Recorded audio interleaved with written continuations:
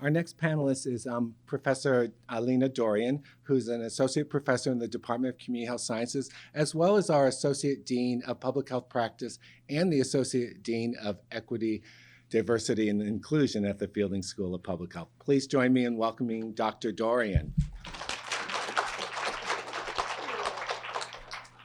I am the exact opposite of what Dr. Jones just did. I have 7,000 slides. So we're going to try to run through them really quickly. I'm going to talk a little bit about the work that we did during COVID-19. It's much less a story about COVID-19, and it's much more about mobilizing, really getting things done, critical things under extreme conditions. And I just want to remind everybody in this room, we were all there together. March 2020, right? What were we doing? What was each and every one of us thinking? What did we know, right? We were concerned professionally, personally, uncertainty, no masks. Should we print them on 3D printers? Sanjay Gupta was washing his groceries on TV, right? What do we do? National context, totally confusing. 118 confirmed cases. A few weeks later, 428, we were at already over 1 million confirmed cases. And we were talking about that importance of isolation, quarantine, concentrating really on that core effort of contact tracing and case investigation, right? What does that look like?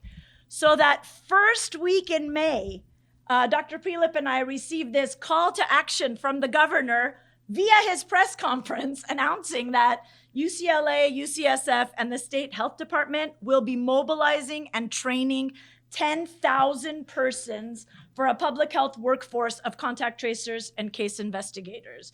And in that first week of May, we stood up what we call the largest, quickest mobilization and training of a public health workforce ever in history. I'm not sure if that's true, but I'm sure we're very close. We can't be super off. And we started the VTA, the Virtual Training Academy, which morphed into much more, hence the plus. And truly, we were building that plane as we were flying it, moving mountains to try to save lives, constantly monitoring, evaluating our work so we can adjust and adapt as the ground was truly shifting under our feet. And in that first 8 months, up until 2020, we not only trained cadres in CT and CI, contact tracing case investigation, but really quickly we realized we needed to add outbreak management teams and training around that.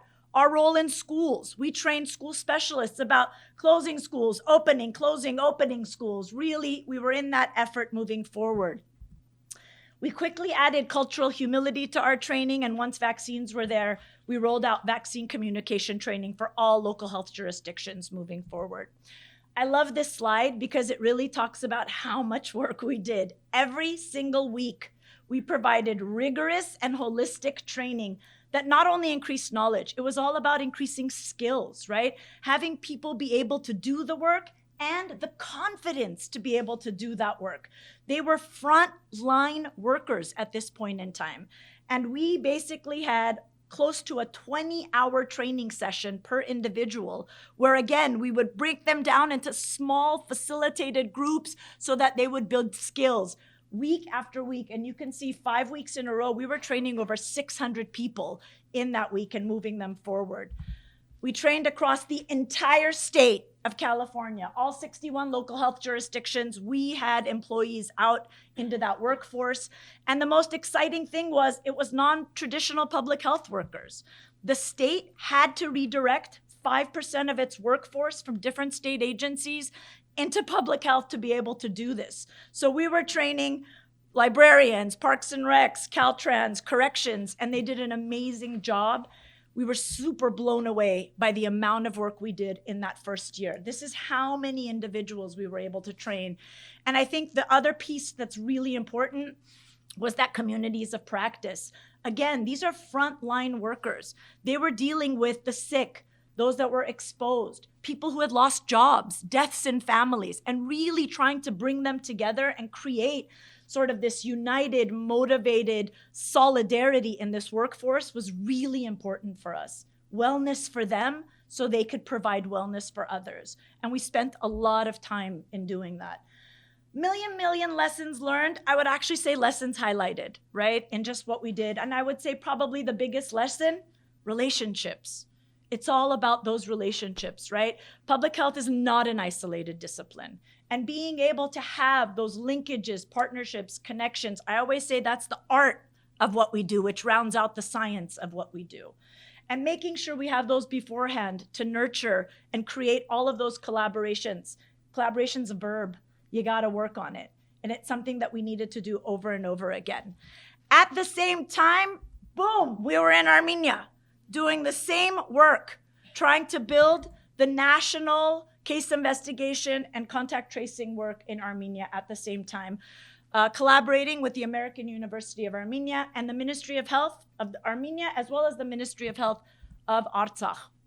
We started working in March, providing technical assistance. In June, we started rolling out this. And then in September, the war hit in Armenia. So not only were we dealing with COVID, but Artsakh was attacked by Azerbaijan, even though the UN Secretary General's Resolution 2532, which came out in March, stated that there should be a global ceasefire amid the pandemic. But unfortunately, even though that was endorsed by all UN member states, the UN and the world was not able to stop this attack. And it changed the face of the game in trying to do this work.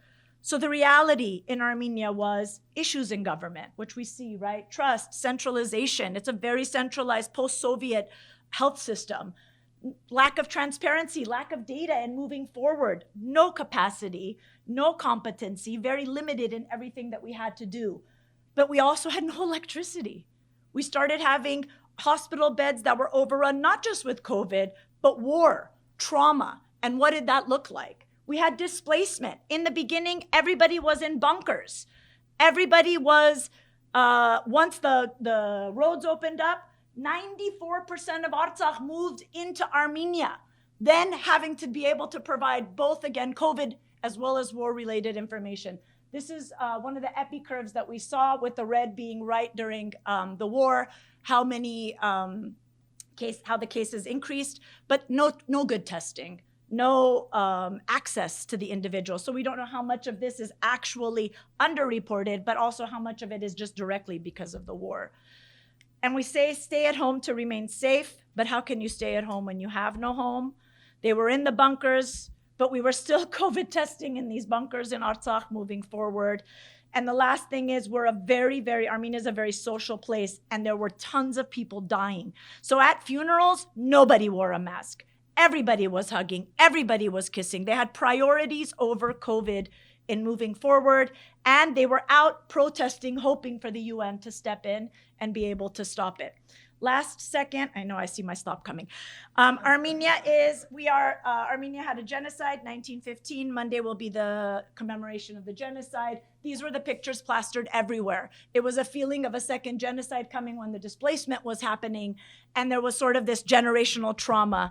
And all of our work that we started doing around masking, vaccination, et cetera, came back to trying to keep the soldiers, their sons, their fathers, their husbands healthy, and what that looked like moving forward. Last thing, war ended last December, but since this December, last 130 days, Artsakh has still been in a blockade, no medical aid going in, no international assistance going in. So we're still in this place and still dealing with all of these things, not to mention other diseases, other chronic diseases, and just the mental health of the population. Done, boom.